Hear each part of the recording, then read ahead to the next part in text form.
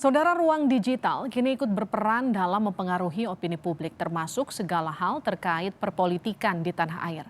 Menjelang pemilu 2024, seperti apa peran ruang digital ikut menjaga ruang demokrasi Indonesia tetap sehat dan kondusif? Kami berbincang dengan Dirjen Informasi dan Komunikasi Publik Kementerian Kominfo, Usman Kansong. Pak Usman, selamat malam. Selamat malam, Liviana. Pak Usman, apa saja upaya sosialisasi Kominfo agar ruang digital ikut berperan mewujudkan demokrasi yang lebih berkualitas? Ya, jadi Kominfo sejak 2020 sudah melaksanakan program literasi digital. Nah, dalam literasi digital itu kita membahas, ya, mendiskusikan sejumlah tema. Yang pertama adalah digital skills. Ini terkait dengan keterampilan digital. Yang kedua, digital ethics. Nah, ini etika berdigital. Nah, ini orang Indonesia ini kan dikenal sebagai pengguna media sosial yang paling tidak sopan.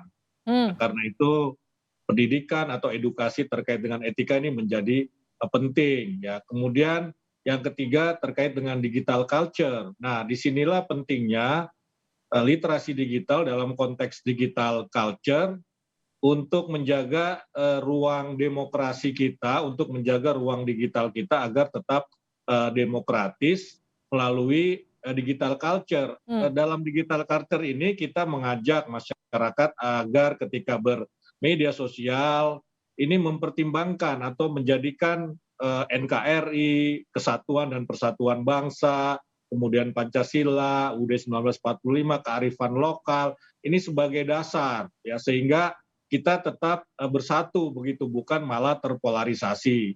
Nah, yang terakhir digital safety, kita mengedukasi publik, ya, bagaimana menggunakan media sosial yang aman, yang tidak ada tuntutan hukum di belakang hari begitu, ya, karena ada regulasi-regulasi yang mengatur, ya, bagaimana kita menggunakan atau menyampaikan pesan melalui media sosial.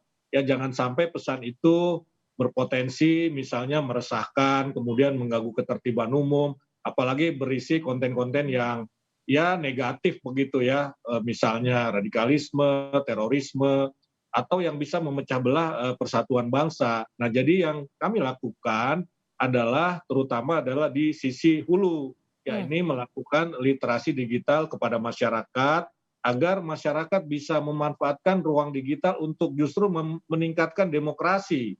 Ya, Indonesia ini dinilai demokrasinya kan stagnan, bahkan ada yang mengatakan menurun. Nah, salah satu faktor penyebabnya adalah karena ruang digital digunakan untuk menyampaikan disinformasi yang bernuansa post-truth. Ya, Oke. post-truth itu apa, ya? Post-truth itu ketika komunikasi melalui media sosial itu dengan tidak menyampaikan fakta-fakta rasional, tetapi justru mengguncang-guncang atau memancing, ya, memancing keyakinan, identitas begitu, emosional. Nah, ini yang menyebabkan demokrasi Indonesia dianggap stagnan, ya. Saya kira itulah pentingnya, ya, pentingnya kenapa kita menjaga demokrasi di ruang digital. Oke, Pak Usman, kita sepaham soal pentingnya menjaga ruang demokrasi atau katakanlah kondusivitas, semangat bersama untuk menangkal hoax khususnya di ruang digital. Tapi yang dipertanyakan kalau tadi kita bicara soal literasi digital, seberapa masif ini dilakukan oleh Kominfo? Sejauh mana cakupannya? Oh ya, sudah sangat masif, ya. Tahun 2021 itu jutaan orang yang sudah mengikuti, ya, mengikuti literasi digital. Mungkin angkanya sekitar 50 juta begitu, ya, kurang lebih sampai segitu.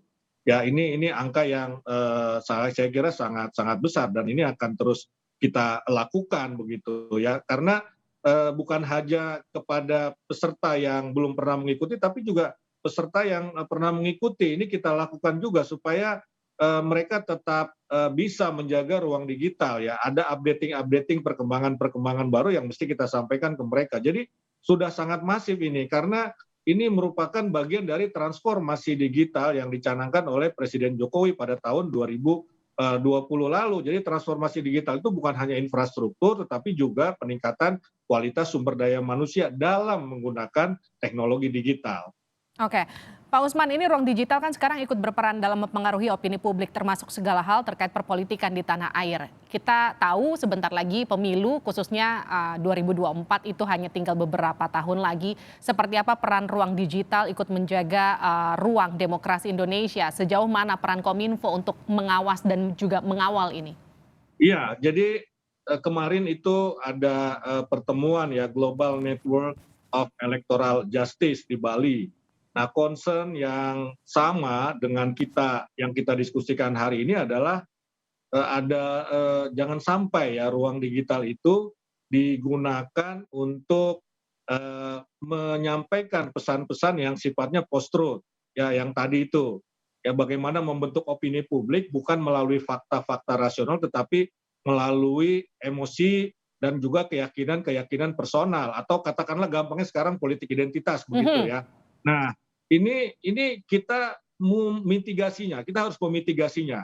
Ya kita misalnya dengan Bawaslu, dengan KPU akan membentuk semacam satgas. Ya ini tahun 2019 menjelang pemilu 2019 juga kita membentuk satgas dengan komponen yang sama, Kominfo, Bawaslu, kemudian KPU. Nah ini kita memantau ya memantau ruang digital, jangan sampai ruang digital ini muncul pesan-pesan yang tadi itu, yang post-truth itu, yang berpotensi memecah belah bangsa atau menciptakan polarisasi di masyarakat. Nah, jadi kalau kita menemukan maka nanti kita akan take down, ya take down itu, ya kita sudah bekerja sama dengan platform-platform digital.